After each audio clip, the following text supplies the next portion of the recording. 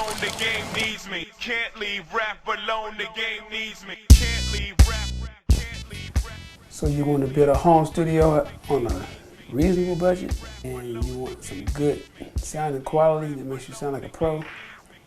Follow me. It's a very easy process. First thing you're gonna need is a laptop. Now this is my laptop here, and it's my laptop here. Now this was my original laptop. This laptop basically had a problem. The fan overheated. I thought it was gone, and so I had a session coming 3 hours after I was. This computer went out. Went to the pawn shop. Got this computer for $260. And if you live in the United States, you know pawn shops are very popular here. So you can get you a fairly affordable and nice quality laptop.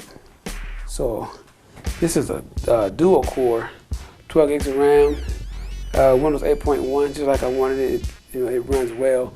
But the other computer I paid $500 for, I bought it new. It's a quad core, 8 gigs of RAM. I like the way this one runs. So that'll give you 12 gigs of RAM on even a dual core. You can run a studio easily. It never freeze on you or anything.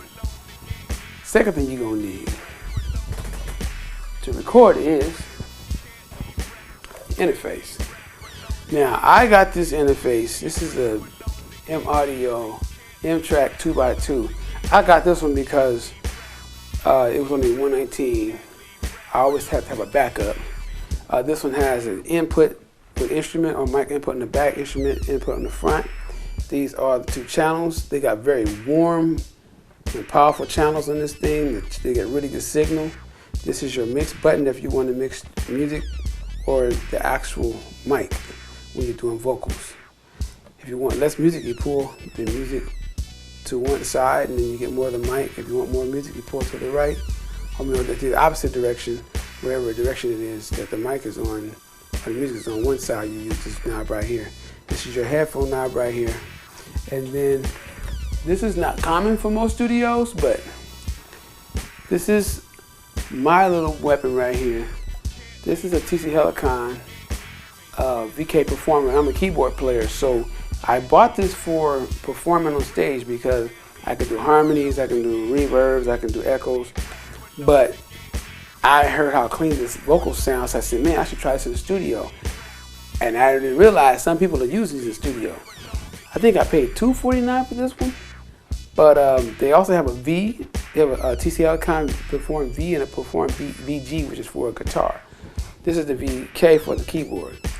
I think the V is like $179. This is like $249. But if you use this in your studio, I recommend you, if you want really clean vocals, use this in your studio. All you want to use is your tone button, the anti-feed button, and your phantom power, which is 48 volts right here. So when this is plugged up, you hit this 48 button, the 48 volts buttons, it will light up, it turn red. Tone button, anti-feed. Don't turn on none of the effects, anything like that. You can do your vocals amazing on this. You will have amazing clean vocals. Your vocals will come out superb every time. You'll get a real good deal out of this. This will give you a better tone and the de-esses. So if you have either yourself or a customer who has strong S's and you have a problem in the mix trying to pull the S's down, this tone button will actually de-ess the vocal. So it'll be clean S's without too much, and your mid and your high range come in on the mix. Straight out of this into your interface, right into your computer. It makes your mixing easier because you're not battling with sound, because you can get such a good sound out of this. And then another thing that's not really in most studios, now the Chaotica Eyeball.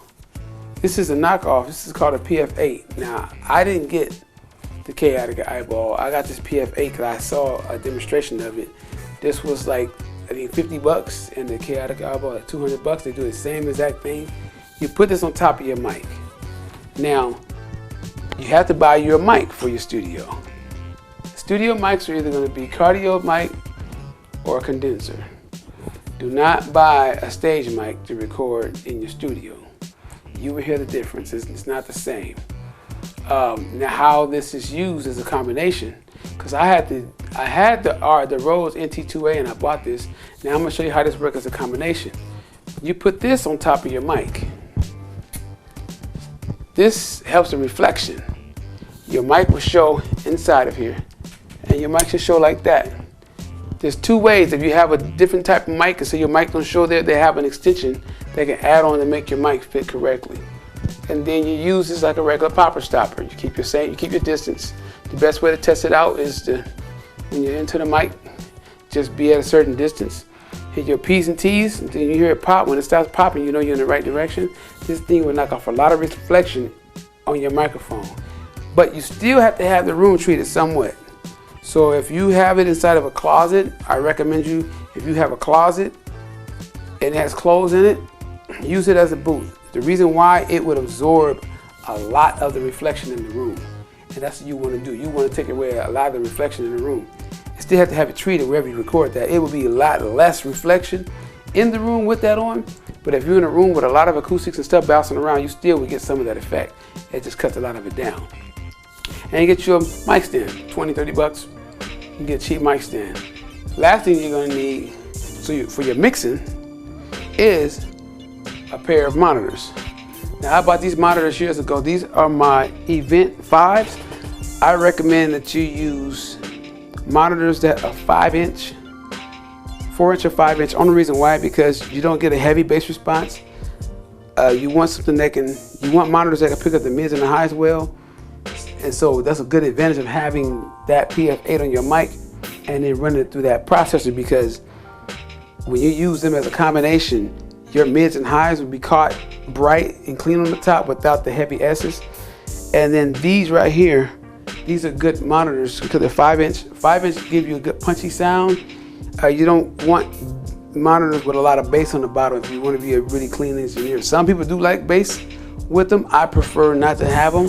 I'd rather have a speaker that has no EQs. Some speakers have EQs on the back where you can set the treble and the bass.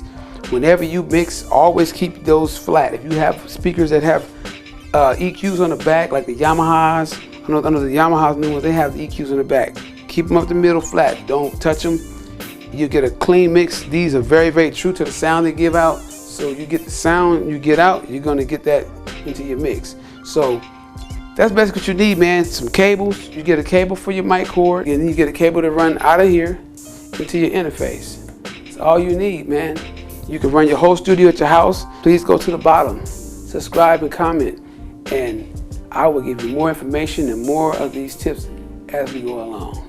Thank you for your time. Holla at you, man. Make great music, man.